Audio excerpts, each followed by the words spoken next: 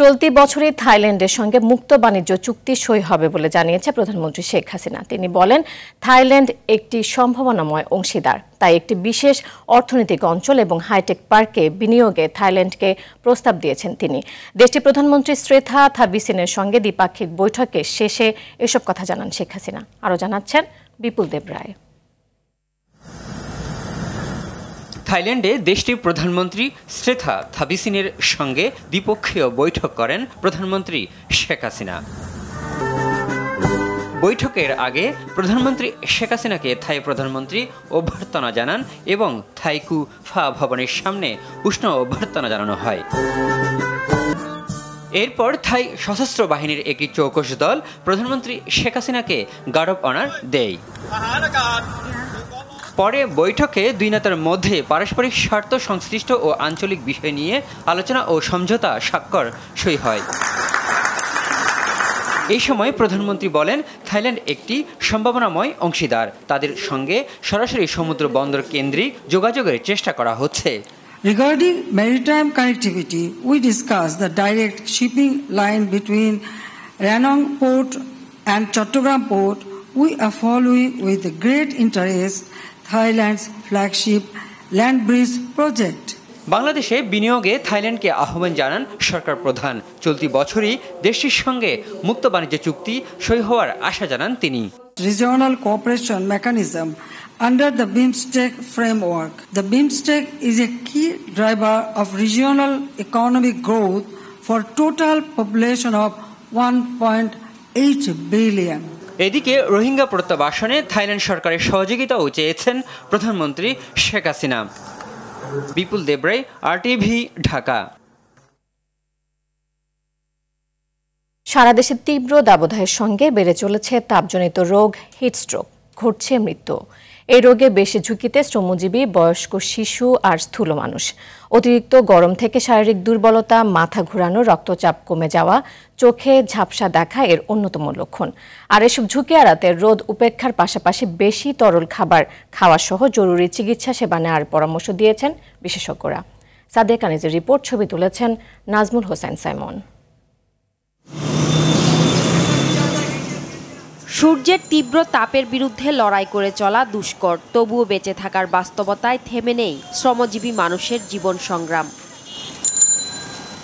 ঋতুচক্রের হিসেবে এখন গরম পড়াটাই স্বাভাবিক, তবে গেল কয়েক সপ্তাহ যেটি ঘটছে সেটি অতিমাত্রায় অস্বাভাবিক। একে তো দেখা নেই বৃষ্টির, তার মধ্যে বাতাসে জলীয় বাষ্প কমায় গরমও যেন চরমে। গরমে তো খুব কষ্ট, বাসায় থাকতে পারি না, এখানে বসে আছি। বলার কিছু নাই, যে পরিমাণ গরম আমাদের, এই গরমের ভিতরে মনে করেন আমরা কতক্ষণ চালাই আবার কতক্ষণ বসে থাকা লাগে। তবে কষ্ট বেড়েছে খেটে খাওয়া দিনমজুরদের। যেখানেই একটু ছায়া সেখানেই খুঁজছেন প্রশান্তির মায়া। তবে গরমের হাওয়া পৌঁছে গেছে ছায়া তলেও। অনেকক্ষণ পরে দেখা যায় কি মাথা ঘুরে অনেক ইয়ে হয়ে যায়। আমি 5-7 দিন অসুস্থ ছিলাম, 5-7 দিন পরে আজকে গাড়ি নিয়ে বাইরে আইছি। দেখা গেছে 3 দিন গাড়ি চালাইছি, 2 দিন বসে আছি, এই 3 দিনের টাকা দিয়ে 2 দিনের কি খাইছি। এই তীব্র মাত্রার গরমে নতুন করে ভাবাচ্ছে হিটস্ট্রোক। মূলত শরীরের স্বাভাবিক তাপ নিয়ন্ত্রণ ক্ষমতা নষ্ট হয়ে তাপমাত্রা 104 ডিগ্রি ফারেনহাইট বা এর বেশি হলেই হচ্ছে এই তাপজনিত অসুস্থতা। দেশে এখন পর্যন্ত হিটস্ট্রোকে মৃত্যু 30 জনেরও বেশি মানুষের। এই অসুস্থতার লক্ষণ মাংসপেশিতে ব্যথা, অতিরিক্ত দুর্বলতা, ঠোঁট মুখ শুকিয়ে যাওয়া, রক্তচাপ কমে যাওয়া, চোখে ঝাপসা দেখা, মাথা ব্যথা, বমি বমি ভাব, আর এসব কারণে জ্ঞান হারানোর সঙ্গে ঝুঁকিও থাকে মৃত্যুর। আর এসব লক্ষণ দেখা দিলেই তাৎক্ষণিক রোগীকে ঠান্ডা স্থানে নেয়ার পাশাপাশি ভেজা কাপড় দিয়ে শরীর মুছে দেয়া, মাথায় পানি ঢালা, প্রচুর পানি বা খাওয়ার স্যালাইন খাওয়ানোর পরামর্শ দিচ্ছেন চিকিৎসকরা। হিটস্ট্রোকের সময় কিন্তু শরীরের তাপমাত্রা, ভিতরে তাপমাত্রা বেড়ে যাবে, তারপর ডিহাইড্রেশন হবে, তখন কিডনির উপর এফেক্ট করবে, তখন অজ্ঞান হয়ে যেতে পারে, মৃত্যুর আশঙ্কা থাকে। সেই জন্য আমরা বলি যে অযাচিত কারণে ঘর থেকে বেরোবেন না, বিনা কারণে ঘর থেকে বেরোনোর দরকার নেই। যদি বের হতেই হয় তাহলে আমরা যেন সতর্ক অবস্থা অবলম্বন করি। হিটস্ট্রোকে বেশি আক্রান্ত হচ্ছেন শ্রমজীবীরা, সেজন্য যথাসম্ভব সরাসরি সূর্যের তাপ এড়িয়ে চলার পরামর্শ চিকিৎসকদের। যারা 24 ঘন্টা বাইরে থাকেন, যেমন রিক্সাওয়ালা, তারপর ট্রাফিক, তারা বেশি এফেক্টেড হন।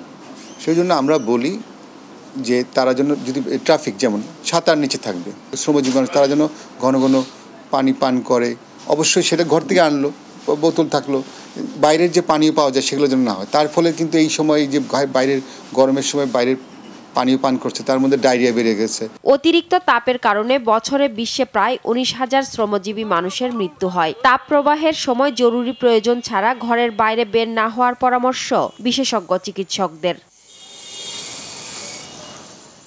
সাদিয়া কানিজ, RTV, ঢাকা। অবশেষে সুখবর দিল আবহাওয়া অধিদপ্তর। এপ্রিল মাস জুড়ে তাপপ্রবাহ থাকলেও মে মাসের শুরুতে তাপমাত্রা কমতে পারে বলে জানিয়েছেন আবহাওয়াবিদ ওমর ফারুক।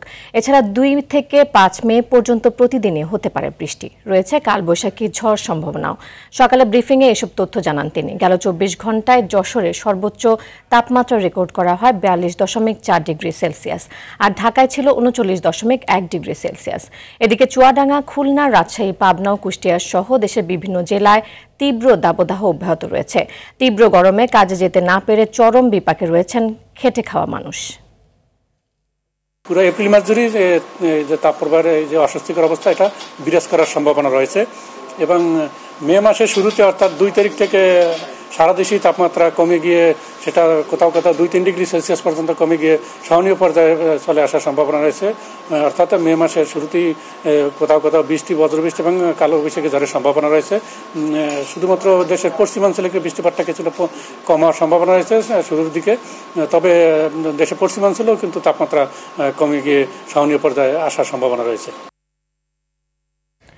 দর্শক, দাবদাহের রাজধানী জনজীবনের পরিস্থিতি জানাতে হাতিরঝিল থেকে সরাসরি যোগ দিচ্ছেন সহকর্মী দীপ্ত চন্দ্র পাল। দীপ্ত, তীব্র দাবদাহে শ্রমজীবী মানুষের আয় রোজগারে কি প্রভাব দেখছেন? এছাড়া স্বাস্থ্য সচেতনতায় চিকিৎসকরা কি বলছেন জানাবেন আমাদের। যেমনটি বলছিলেন, তীব্র তাপদাহ কিন্তু বাংলাদেশে কিন্তু অতি তীব্র তাপদাহে পরিণত হচ্ছে, এমনটি কিন্তু জানিয়েছেন আবহাওয়া অধিদপ্তর। তো আমরা সকাল থেকেই ঘুরে দেখেছি, সেখানে কিন্তু দেখেছি সবচেয়ে ভোগান্তিতে আসছে খেটে খাওয়া মানুষ। তারা কিন্তু তাদের যে আয় রোজগার সেটিও কিন্তু কমে গিয়েছে, এমনটি কথা বলেছি। এবং আমরা এখন রয়েছি বর্তমানে হাতিরঝিলে। এখানে আপনি দেখতে পাচ্ছেন যে অনেক মানুষই কিন্তু আসলে এই যে গাছের তলায় একটু ছায়ার জন্য এসেছেন এবং এখানে যারা রয়েছেন তাদের সঙ্গে যারা কথা বলেছি তারা কিন্তু তাদের কাজকর্ম ফেলেই আসলে অতিরিক্ত গরম সহ্য করতে না পেরেই কিন্তু বাসা থেকে এই স্থানটিতে এসে দাঁড়িয়েছেন একটু ছায়ার খোঁজে। একটু বলে রাখি, এই যে এত তীব্র তাপদাহর যে মূল কারণ হিসেবে বিশেষজ্ঞরা বলছেন আমাদের দেশে যে গাছের সংখ্যা সেটি কিন্তু অনেকটাই কম এবং গাছ কেটে ফেলা এবং জলাশয় ভরাট করাই কিন্তু এই তাপদাহের অন্যতম কারণ। তো এই জলাশয় এবং এই গাছের পরিমাণ কিন্তু ঢাকা শহরে অনেকটাই কম এবং যেখানেই রয়েছে সেখানেই কিন্তু মানুষ একটু অবস্থানের জন্যই যাচ্ছেন। আমরা অনেকের সঙ্গে কথা বলেছেন, তারা যেটি জানিয়েছেন এই তীব্র গরমে কিন্তু তারা কাজে বেরোতে পারছেন না। পেটের দায়ে অনেকেই কিন্তু বেরোচ্ছেন, কিন্তু যে পরিপূর্ণ কাজ প্রতিদিন যেই পরিমাণে করেন সেটিতে কিন্তু ভাটা পড়ছে। তার ফলে কিন্তু তাদের আয়ের যে উপার্জনের যে ব্যবস্থা সেটি কিন্তু অনেকটাই কমেছে, এমনটি কিন্তু জানিয়েছেন তারা। এছাড়া যদি একটু বলি যে চিকিৎসকরা কিন্তু বারবারই বলছেন প্রয়োজন ছাড়া ঘর থেকে না বেরোনোর পরামর্শ দিচ্ছেন এবং যদি ঘর থেকে বের হতেই হয় সেক্ষেত্রে কিন্তু কিছু সতর্কতা বাড়িয়ে দিচ্ছেন, যে সাথে পানি রাখা, ছাতা রাখা সহ বারবার পানি খাওয়ার সেই পরামর্শ দিচ্ছেন এবং বিশুদ্ধ পানি অবশ্যই, কারণ বাইরের যে পানিগুলো সেগুলো খেলে কিন্তু আবার এই যে রোগবালাই যে হচ্ছে, যেমন ডায়রিয়া, টাইফয়েড সহ বিভিন্ন রোগবালাই হতে পারে, তাই বিশুদ্ধ পানি খাওয়ার পরামর্শ দিচ্ছে। আর আবহাওয়া অধিদপ্তর কিন্তু এপ্রিল মাসের জন্য সুখবর না দিতে পারলেও কিন্তু মে মাসে 2 তারিখ থেকে 5 তারিখ পর্যন্ত টানা বৃষ্টি হবে, সেই সঙ্গে কালবৈশাখী ঝড়ে হবে এমনটি পূর্বাভাস দিচ্ছেন। তো মে মাসে কিছুটা তাপমাত্রা কমতে পারে। তো নীরা, এই ছিল হাতিরঝিল থেকে তাপপ্রবাহের সবশেষ তথ্য। নীরা। জি দীপ্ত, আপনাকে অসংখ্য ধন্যবাদ। দর্শক, এবার কুষ্টিয়ার পরিস্থিতি জানাতে সরাসরি যোগ দিচ্ছেন আমাদের আরেক সহকর্মী শেখ হাসান বেলাল। কুষ্টিয়ায় জনজীবন ও কৃষি উৎপাদনে কি প্রভাব দেখছেন? এছাড়া ফসল রক্ষায় কৃষি বিভাগ কি সহায়তা দিচ্ছে জানাবেন। নীরা, আপনাকে ধন্যবাদ। আপনি যেমনটি বলছিলেন যে কুষ্টিয়ায়ও তো গত 7 দিন একটানা কিন্তু প্রচণ্ড এবং তীব্র তাপদাহ বয়ে যাচ্ছে এবং আজকে হচ্ছে সবচেয়ে বেশি তাপমাত্রা বিরাজ করছে। এই মুহূর্তে কুষ্টিয়ার কুমারখালী আবহাওয়া অফিস থেকে আমাকে জানানো হয়েছে যে এখন 41 ডিগ্রির উপরে তাপমাত্রা বইছে এবং 3টার সময় প্রত্যেক দিনই বৃদ্ধি পায় এবং আজকে 3টার সময় এটি 42 পৌঁছে যেতে পারে এমনটি অনুমান করেছেন তারা। এবং সবচেয়ে বেশি যে ক্ষতিগ্রস্ত হচ্ছে সেটি কিন্তু কৃষি খাত। আপনি জানেন যে বাংলাদেশের অন্যতম ধান উৎপাদনের জেলা হচ্ছে কুষ্টিয়া। কুষ্টিয়াতে এবারও 42,000 হেক্টর জমিতে বোরো ধানের চাষ হওয়ার কথা ছিল, কিন্তু অনাবৃষ্টি এবং এই অসহনীয় গরমের কারণে কিন্তু 500 হেক্টর জমিতে চাষই হয়নি। এবং এই মুহূর্তে ধানের গাছের যে গোড়ে সেখানে কিন্তু থলথলে পানি থাকার কথা, পানি রাখার কথা, কিন্তু সেই সময়ে এখন কিন্তু ফেটে চৌচির হয়ে যাচ্ছে ধানের মাঠগুলো। এবং রাতে শ্যালো ইঞ্জিন দিয়ে যে পানি দেওয়া হচ্ছে সেটি কিন্তু 2-1 ঘন্টার মধ্যেই ধানের মাঠ থেকে আবার শুকিয়ে যাচ্ছে। এই অবস্থায় কিন্তু কৃষিতে একটা বড় প্রভাব পড়বে এবং খাদ্য উৎপাদন অর্থাৎ ধান উৎপাদনের যে লক্ষ্যমাত্রা সেটি কিন্তু পূরণ হবে না, এটি বলেছেন কৃষি অফিসাররা। আর আরেকটি বিষয় সেটি হচ্ছে যে কুষ্টিয়ার পানির স্তর কিন্তু একদম নিচে নেমে যাওয়ার কারণে কোনো টিউবওয়েলে পানি উঠছে না এবং বাসা বাড়িতেও কিন্তু পানির দেখা মিলছে না। অনেকটা দুর্বিষহ জীবনযাপন কাটাচ্ছে মানুষ। কোনো শ্রেণীর মানুষই কিন্তু এই তাপদাহে স্বাভাবিক জীবনযাপন করতে পারছে না। এই ছিল আমার কাছে কুষ্টিয়া থেকে তাপদাহের সর্বশেষ খবর। নীরা, জি আপনাকে ধন্যবাদ। এদিকে তীব্র তাপদাহ থেকে মুক্তি পেতে দেশব্যাপী বৃষ্টির জন্য প্রার্থনা করে চলছে ইস্তিসকার নামাজ আদায়। গাইবান্ধা সম্মিলিত ওলামা মাশায়েখ পরিষদ আয়োজনে বৃষ্টির জন্য 2 রাকাত ইস্তিসকার নামাজ আদায় করে 2 শতাধিক মুসল্লি। নামাজ শেষে বৃষ্টির জন্য বিশেষ মোনাজাত করা হয়। গোবিন্দগঞ্জ উপজেলাতেও ইস্তিসকার নামাজ হয়। এটি পরিচালনা করেন শ্রীমুখ জামে মসজিদের ইমাম মাওলানা মোহাম্মদ আব্দুস সালাম নাটুরি। একই ইস্যুতে উপজেলার কাটাবাড়ি, মাহমুদবাগ ও নাকাইহাটেও ইস্তিসকার নামাজ হয়েছে। তীব্র গরমে স্বস্তি পেতে গাজীপুরের কালিয়াকৈরের ঢালজোড়া ইউনিয়নের বাজার ঈদগাহ মাঠে ইস্তিসকার নামাজ আদায় করেছেন মুসল্লিরা। এ সময় বৃষ্টি কামনায় আল্লাহর দরবারে দুহাত তুলে কান্নাকাটি করে মোনাজাতে অংশ নেন তারা।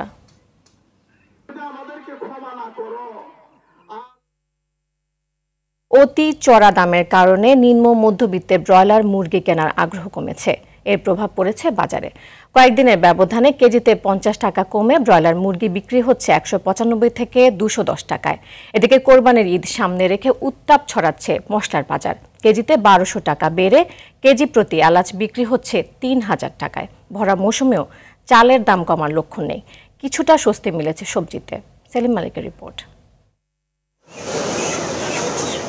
1 বছর আগেও বাজারে 1 কেজির ব্রয়লার মুরগি মিলত 120 থেকে 180 টাকায়। খাবারের দাম বৃদ্ধি সহ নানা অজুহাতে গেল ঈদুল ফিতরের আগে দাম ছাড়িয়ে যায় 250 টাকা।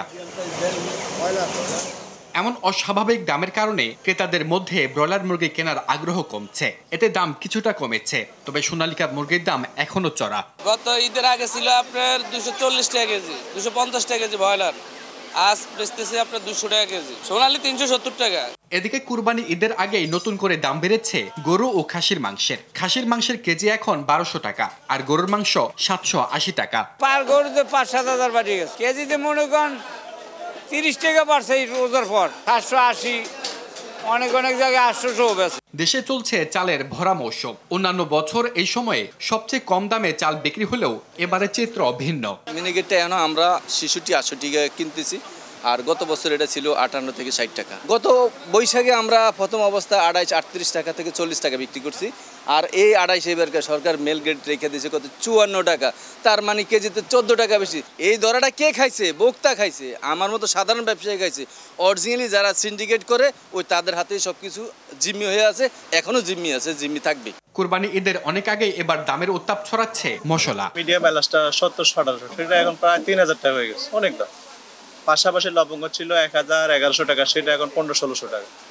গোলমরিচ ছিল 600-650 টাকা, এখন 850 টাকা, 900 টাকা। এসবের মধ্যেও কিছুটা স্বস্তি ফিরেছে সবজির বাজারে। চিচিঙ্গা 40 কিনা 50 বেচতে আছে, দুন্দুল 30 কিনা 40 বেচতে আছে, লাউ একটা আমাদের 40 কিনা 50 বেচতে আছে। এই সপ্তাহে মাছ কিনতে ভোক্তাদের গুনতে হচ্ছে বাড়তি টাকা। দেশি মাছের দাম বেড়েছে। 1 কেজি ইলিশ কিনতে খরচ করতে হবে 2200 টাকা। সেলিম মালিক, RTV, ঢাকা। এবার উপজেলা নির্বাচনে প্রধান হয়ে উঠেছে স্থানীয় সমীকরণ। দলীয় সিদ্ধান্ত উপেক্ষা করে ভোটের মাঠে রয়েছে আওয়ামী লীগ ও বিএনপির শতাধিক নেতা। প্রায় অর্ধশত এমপির স্বজনরা প্রার্থিতা প্রত্যাহার করেনি। তারপরও কঠোর হতে পারছে না আওয়ামী লীগ। অপরদিকে নির্বাচন বর্জন করলেও এখনও ভোটের দৌড়ে অনেক বিএনপি নেতা। উপায় না দেখে 64 জনকে শোকজ করেছে দলটি। আরও জানাচ্ছেন বিপুল দেব রায়। প্রথম ধাপে ১৫২ উপজেলা পরিষদের নির্বাচন হবে আগামী ৮ই মে। চলছে প্রচার প্রচারণা। তবে জয় পরাজয় ছাপিয়ে বড় দুই দলের মাথা ব্যথার কারণ দলীয় সিদ্ধান্ত উপেক্ষা করা প্রার্থীরা। বিএনপি বরাবরের মতো ভোট বর্জন করছে, তারপরও চেয়ারম্যান ভাইস চেয়ারম্যান পদে লড়ছেন দলটির বেশ কয়েকজন প্রার্থী। সতর্কতায় কাজ না হওয়ায় ৬৪ প্রার্থীকে কারণ দর্শানোর নোটিশ দিয়েছে দলটি। এই নিয়ে দলে অস্বস্তি থাকলেও তা প্রকাশ্যে স্বীকার করতে চান না নেতারা। যারা অংশগ্রহণ করবে তার আজন্মের জন্যে তাদেরকে বিএনপি পরিত্যাগ করবে, বহিষ্কার করবে। বিএনপির সিদ্ধান্তকে আফল করতে হবে। তৃণমূলের ত্যাগী নেতাদের সুযোগ দিতে এবার প্রতীক ছাড়া লড়ছে আওয়ামী লীগ। পরিবারতন্ত্র আর বিরোধ রোধে সংসদ সদস্যদের স্বজনদের নির্বাচনে প্রার্থী না হওয়ার নির্দেশ ছিল।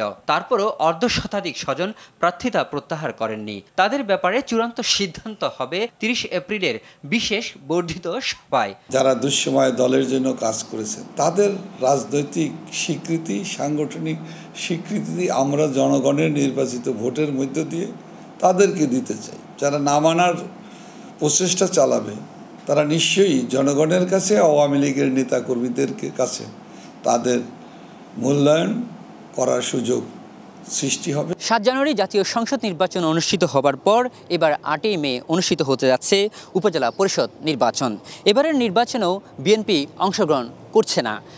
বিএনপি অংশগ্রহণ না করায় আওয়ামী লীগের পক্ষ থেকে বলা হচ্ছে এবারও নির্বাচন কৌশলগতভাবে সফল হবেন তারা। বর্জন করে বিএনপি চাচ্ছে নির্বাচনের দ্রষ্টুটি তুলে ধরতে, আর আওয়ামী লীগের চ্যালেঞ্জ ভোটারদের অংশগ্রহণ নিশ্চিত করা। তো আমাদের টার্গেট হচ্ছে আমরা অবাধ, নিরপেক্ষভাবে, শান্তিপূর্ণভাবে, কোনো ধরনের হতাহত হওয়া ছাড়া একটি অর্থবহ নির্বাচন করতে চাই। এই নির্বাচন বর্জনের বা সরে দাঁড়ানো মানুষের বিশ্বাস, আস্থা এবং ভালোবাসায় বিএনপি শিখতে হবে বলে আমাদের ধারণা এবং বিশ্বাস। জাতীয় সংসদ নির্বাচনের পর বর্তমান সরকারের আমলে প্রথম উপজেলা নির্বাচনকে অংশগ্রহণমূলক ও শান্তিপূর্ণ করতে ব্যাপক প্রস্তুতি নিয়েছে নির্বাচন কমিশন। বিপুল দেবরাই, RTV, ঢাকা। উপজেলা নির্বাচন ঘিরে সংঘাতের আশঙ্কা তৈরি হলে তা প্রতিরোধে ব্যবস্থা নেবে আওয়ামী লীগ, একথা জানিয়েছেন দলটির সাধারণ সম্পাদক ওবায়দুল কাদের। এছাড়াও নির্বাচনে এমপি মন্ত্রীদের স্বজনরা অংশ নিলেও দল থেকে ব্যবস্থা নেওয়া হবে বলে জানান তিনি। দুপুরে রাজধানীর ধানমন্ডিতে দলীয় সভাপতির কার্যালয়ে সংবাদ সম্মেলনে এসব কথা জানান ওবায়দুল কাদের। বিএনপিকে উপজেলা নির্বাচনে অংশ না নিলে ডামি রাজনৈতিক দলে পরিণত হবে বলেও মন্তব্য করেন তিনি।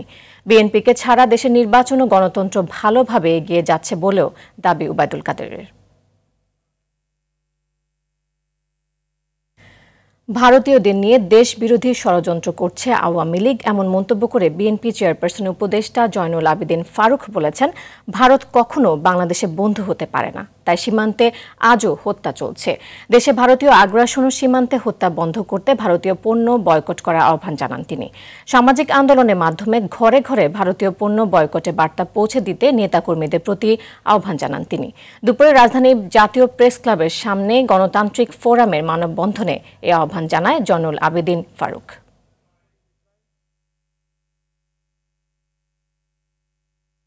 মিরপুরের মানিকদি এলাকায় ২২ বছর ধরে যে বাড়ির ট্যাক্স সহ বিদ্যুৎ ও পানির যাবতীয় বিল পরিশোধ করেছেন বোরহান উদ্দিন, সেই বাড়িটি দখল করে নেওয়া হয়েছে বলে অভিযোগ নিউ গিনি প্রপার্টিজের বিরুদ্ধে। বোরহান উদ্দিনের মতন আরও অনেকেই রয়েছেন এই তালিকায়। এ নিয়ে মামলা মোকদ্দমাও হয়েছে, কিন্তু তাদের দৌরাত্ম্য থামছেই না। খান আলামিনের রিপোর্টে থাকছে এর বিস্তারিত। মিরপুরের মানিকদির এই বাড়িটির মালিক বোরহান উদ্দিন। ২০০০ সালে জমি কেনার পর এখানে টিন শেড ঘর নির্মাণ করেন তিনি। তার অভিযোগ ২০২০ সালে ৬ তলা ভবন নির্মাণ করতে চাইলে চাঁদা দাবি করে একটি চক্র। চাঁদা না পেয়ে বাড়িটি দখল করে নেয় তারা। হামলা চালানো হয় বোরহানের উপর, যার পেছনে রয়েছে নিউ গিনি প্রপার্টিজের স্বত্বাধিকারী নাজিম উদ্দিন। হামলা ও বাড়ি দখলের অভিযোগে ক্যান্টনমেন্ট থানায় মামলা করেন বোরহান উদ্দিন। কেসে লেখছি যে আমাকে হুমকি দিচ্ছে, আমাকে যে কোনো মেরে ফেলবে। প্রাণ ভাই আমি পালিয়ে বেড়াচ্ছি। আমি এর পরে আবার গেছিলাম, যাওয়ার পরে আমার মাথা ফাটাই দিছে। আমি অজ্ঞান অবস্থায় সেখানে পড়ে আসছিলাম, আমার লাশ ধরে একজন আইনা হাসপাতালে ভর্তি করে দিছে। এমন অভিযোগ কেবল বোরহান উদ্দিনের নয়। এ তালিকায় আছেন সেনাবাহিনীর অবসরপ্রাপ্ত sergeant Babul Hossain, senior warrant officer Nazrul, corporal Mamun সহ আরও অনেকে। তারা জানান দখল করা জমি উদ্ধারে মামলা করেও হিস্যা বুঝে পাননি। আদালত স্থিতাবস্থা জারি করলেও তা আমলে নিচ্ছে না নিউ গিনি প্রপার্টিজ, উল্টো হত্যার হুমকি পাচ্ছেন প্রতিনিয়ত। নাজিম বাহিনী এবং তার সন্ত্রাসী বাহিনী, নাজিমের 4টে ভাই, এরা সন্ত্রাসী করে ওই জমিতে আমাদের ঢুকতে দেয় না। আমরা রাজুকে কমপ্লেন করি, রাজুক থেকে তাদের নিষেধাজ্ঞা করে, সেই নিষেধাজ্ঞা তোয়াক্কা না করে সে ওই জায়গায় বিল্ডিং করতেছে এবং আমাদেরকে ওই জানে মারার হুমকি দিচ্ছে। কোর্টের মামলায় স্টে অর্ডার করে, স্টে অর্ডারকে ভায়োলেশন করে সে কন্টিনিউ কাজ চালিয়ে যাচ্ছে। এসব অভিযোগের বিষয়ে জানতে নিউ গিনি প্রপার্টিজের স্বত্বাধিকারী নাজিম উদ্দিনের সঙ্গে যোগাযোগের চেষ্টা করা হয়, কিন্তু তার 2টি মোবাইল ফোন নম্বরই বন্ধ পাওয়া যায়। পুলিশ জানায় নিউ গিনি প্রপার্টিজের বিরুদ্ধে বেশ কয়েকটি মামলা হয়েছে, কয়েকটির তদন্ত চলমান, একটি মামলায় অভিযোগপত্র দাখিল করা হয়েছে। নিউ গিনি প্রপার্টিজের বিরুদ্ধে আমাদের কাছে একাধিক মামলা আছে যেগুলো এখনও তদন্তাধীন। সর্বশেষ যে মামলাটা আছে সেটা রাজুক বাদী হয়ে এই মামলা আমাদের কাছে দিয়েছে, সেটাও তদন্তাধীন। আমরা যত দ্রুত সম্ভব মামলাগুলোর তদন্ত শেষে অভিযোগপত্র দাখিল করব। রিসেন্টলি যেটা দেওয়া হয়েছে এটা ঘটনার সত্যতার প্রেক্ষিতেই অভিযোগপত্র দাখিল করা হয়েছে আদালতে। মামলার বাদী বাবুল ছিল। প্রাথমিকভাবে কিছু অভিযোগের সত্যতা পাওয়া গেছে বলেও জানায় পুলিশ। খান আলামিন, RTV, ঢাকা। গাজীপুরের শ্রীপুরে একটি ফ্ল্যাট থেকে স্বামী স্ত্রীর মরদেহ উদ্ধার করেছে পুলিশ। সকালে উপজেলার মুলাইদ গ্রামের বহুতল ভবনের নিচতলার একটি কক্ষ থেকে তাদের মরদেহ উদ্ধার করা হয়।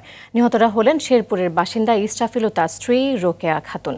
ইস্টাফিল স্থানীয় একটি ওয়ার্কশপে এবং রোকেয়া পোশাক কারখানায় কাজ করতেন। ধারণা করা হচ্ছে স্ত্রী রোকেয়া আত্মহত্যা করার পর তার স্বামী ইস্টাফিল আত্মহত্যা করেছে। এদিকে নরসিংদীর শিবপুরের সিফাত নামের এক যুবকের মরদেহ উদ্ধার করেছে পুলিশ। গেল রাতে উপজেলার খড়িয়া গ্রাম থেকে তার মরদেহ উদ্ধার করা হয়।